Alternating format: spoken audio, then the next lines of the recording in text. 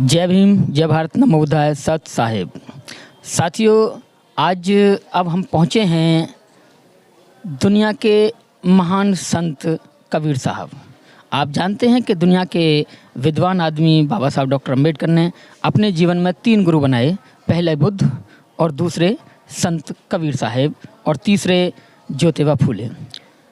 और इससे पहले हमने हमारी जर्नी में देखा कि हम बाबा साहब डॉक्टर अम्बेडकर के पहले गुरु बुद्ध की परिनिर्वाण स्थली गए और वहीं से कुछ 100-150 किलोमीटर के बीच में ही पड़ती है महान संत कबीर साहब की महापरिनिर्वाण स्थली।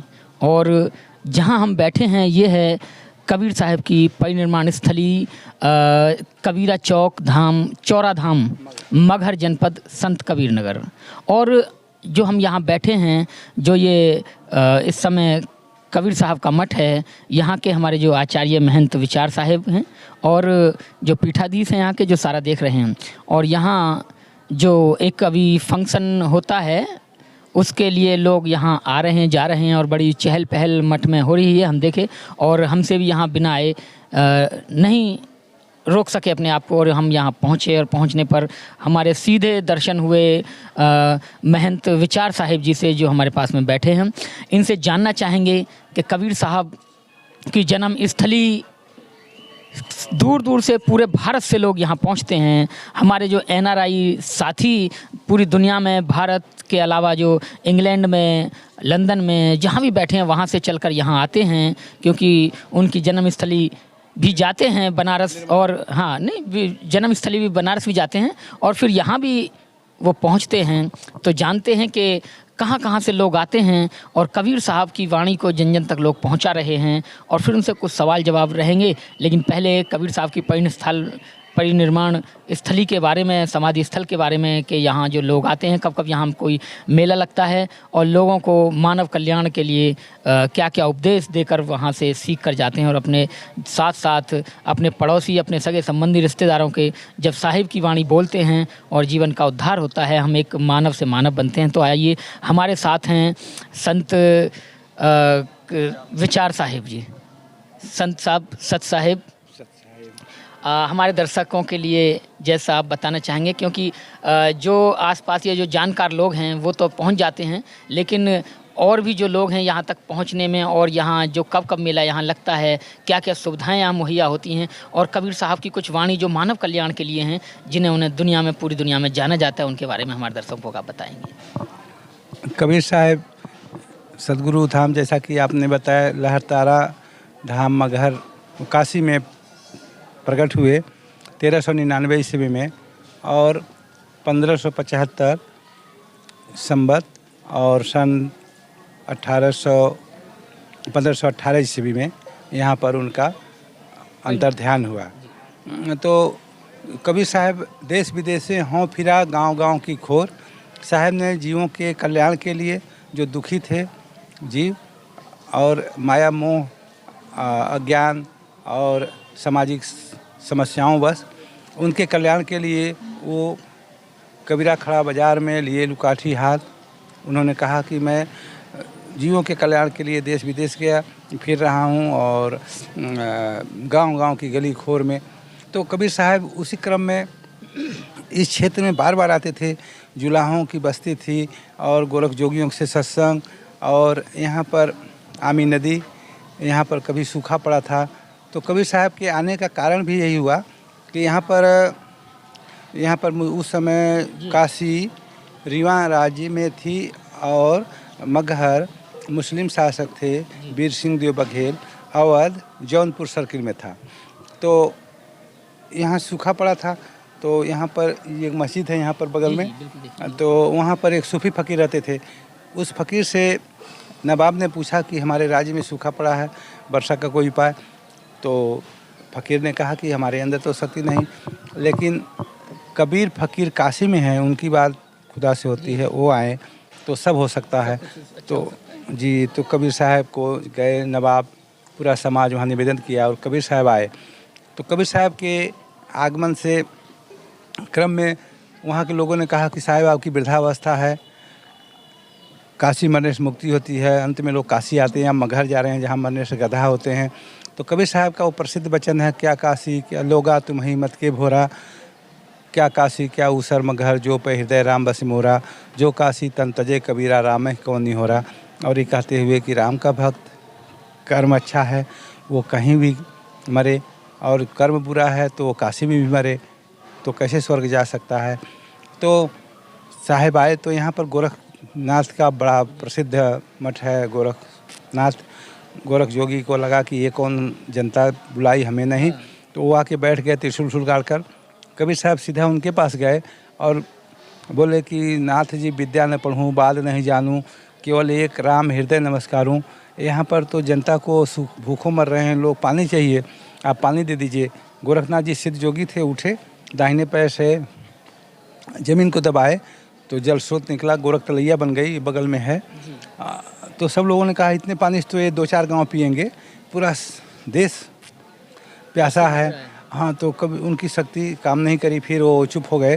तो कबीर साहब से लोग निवेदन किए, तो कबीर साहब उन्हीं के धुनी के पास ध्यानस्थ हुए और थोड़ी देर में बादल उठे और घनघोर वर्षा हुई, चारों तरफ पानी पानी हो गया। मगहर आमी नदी बहाए, बिजली खां को यहाँ चिताए, मुनि और साप कियो प्रभंगा, महावृष्टि गिरहो गुरु गंगा। हमारे संध्या पाठ में बीजक में शब्दावली में आता ही ये वाणी। और फिर कबीर साहब यहाँ आए, सूफी फकीर से मिले और यहाँ रहे। 1515 में आए थे, 1518 3 वर्ष के बाद उनका अंतर्ध्यान हुआ था। यहाँ पर गुफा है, कबीर गुफा बोलते हैं, जो एकांतवास के लिए वहाँ बैठते थे। उनके अंतर्ध्यान के बाद हिंदू मुस्लिम अनुयायी आपस में 100 के लिए समाधि में जाएंगे, कोई कहा हम जलाएंगे हम गाड़ेंगे। विवाद हुआ, दोनों राजाओं की सेनाएं आपस में आ गई, वीर सिंह देव बघेल और युवा नरेश बिजली खां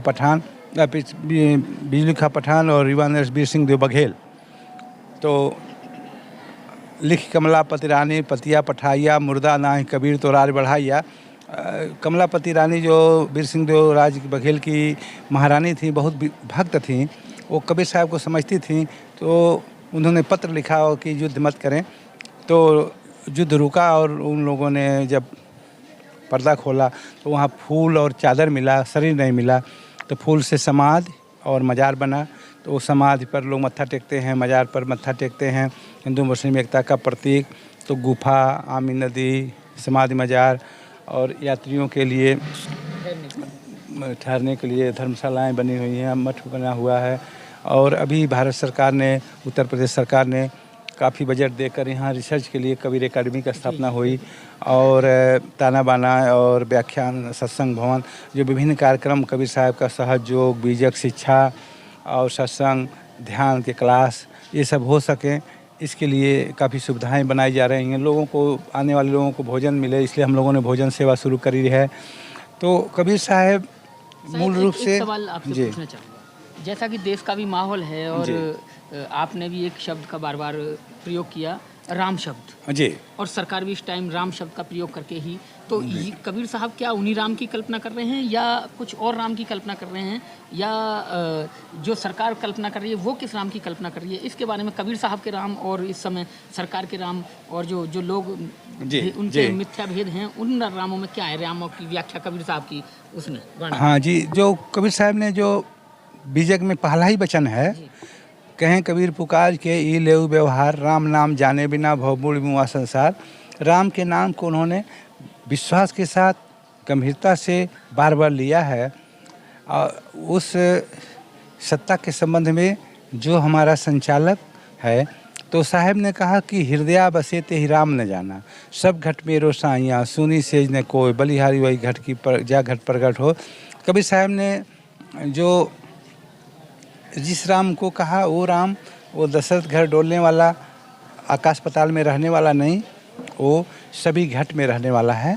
उस राम के बारे में कहते हैं, उसी राम के बारे में उन्होंने निर्देश दिया, उसी राम के बारे में बताया। इसलिए कबीर साहब का राम, लोग कहते हैं निर्गुण, निर्गुण शब्द भी गलत है। कबीर साहब निर्गुण शब्द तो हिंदी व्याख्या करने वाले लोगों ने कह दिया। वो सीधा कहते हैं कि जो हृदय में घटवासी तुम्हारा आत्म स्वरूप है, परम चेतन परम ज्ञान में, वही राम है, वही तुम्हारा सृजन है, वही तुम्हारा निर्माण है। प्रश्न आपसे पूछना चाहूँगा, कबीर साहब को पूरी दुनिया पाखंडवाद की रीढ़ की हड्डी तोड़ने वाला संत कहा जाता है, लेकिन कबीरपंथी ही कुछ ऐसे हैं कि कुछ लोग इतने पाखंडी हैं कि वो पाखंड में भी घिरे हुए हैं, दोनों काम करते हैं। आपके यहाँ भी आते हैं और वो पता नहीं किन किन लोगों की पूजा अर्चना करते रहते हैं। ये समझते हैं कि जो सब है किसी की इच्छा से है या इस तरीके से आडंबर बहुत सारे जो आप कह सकते हैं। कबीर साहब की जैसे कबीरा तेरी उल्टी वाणी, भीगे कंबल बर से पानी, तो इस तरीके की उनकी वाणियाँ हैं। इनके द्वारा वो पाखंड पे प्रहर कर रहे हैं और उन्हीं के मानने वाले पाखंड में विलुप्त हैं। इसके बारे में क्या उन्हें संदेश देंगे? हम इसमें जो बहुत ज़्यादा अंधभक्ति, अंधश्रद्धा कबीर साहब के प्रति बहुत से भक्तों में है, प्रदेशों में, छत्तीसगढ़, मध्य प्रदेश, बिहार। और तो इसके बारे में हम देखें कि जब सबसे पहले प्रेस बना, Belvedere press, Venkateshwar press Bombay में और कलकत्ता में और लखनऊ में स्थापित हुआ 1700 ईस्वी में, तो कबीर साहब की वो बाणियाँ छपने को गई जो लोगों के बीच में कथा, पौराणिक वचन थे जो बाद के संतों ने अपने भक्ति श्रद्धा बस बनाया था, जो जी और जो उनकी मूल बाणियाँ नहीं प्रकाश में आई नहीं। हाँ, वही प्रेस थे, वही लोगों के बीच में वही फैल गया और कबीर साहब को उसी माध्यम से लोग जाने। कबीर सागर, कबीर मंसूर, बोध 42 जो कबीर साहब की ओरिजिनल नहीं हैं, भक्तों के वचन हैं कबीर गुरु के प्रति, और गुरु को महिमा को बढ़ाने के लिए, उनकी शिक्षा को बहुत सहज रूप में लोगों तक ले जाने के लिए पौराणिक दृष्टि से बनाया। वो प्रचारित हो गए, सभी लोग ज़्यादा जानने लगे। जब बाद में शोध के लोग आए, अध्ययन करने वाले लोग आए और मूल जगहों को जाने, तो कबीर साहब की मूल बाणियाँ, मूल वचन प्रकाश में आए। तो ये पुस्तकालयों में है, विद्वानों के बीच में है, लेकिन जनता के बीच में वो चले गए। अब धीरे धीरे परिवर्तन आ रहा है उनसे कि ये मूल वचन लोगों के पास जा रहे हैं और उससे दूर हो रहे हैं धीरे धीरे। ये पहले गलती हुई इसके कारण कि पहले वही लोगों के पास पहुँचे।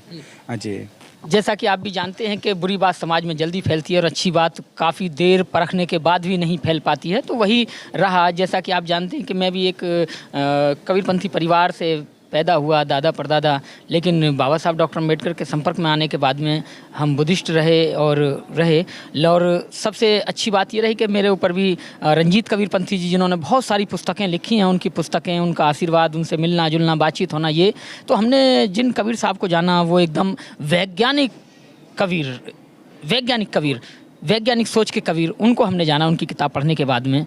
और जैसा कि अभी संत विचार साहब ने बताया कि जो मूल वाणी थी वो छप ना सकी, और जो उनकी 1700 में प्रेस लगी, और जो काल्पनिक उस समय लोग थे उन्होंने अपनी भाषा में उनकी वाणी को छपवा दिया। लेकिन अब लोग पढ़े लिखे हैं, जैसा कि मैंने नाम भी आपको बताया, रंजीत कबीरपंथी जी PhD हैं और उन्होंने बहुत सारी किताबें लिखी हैं। एक जो कबीर साहब हैं उनको एक वैज्ञानिक दृष्टिकोण अपनाते हुए वैज्ञानिक कबीर के नाम से उन्हें किया है।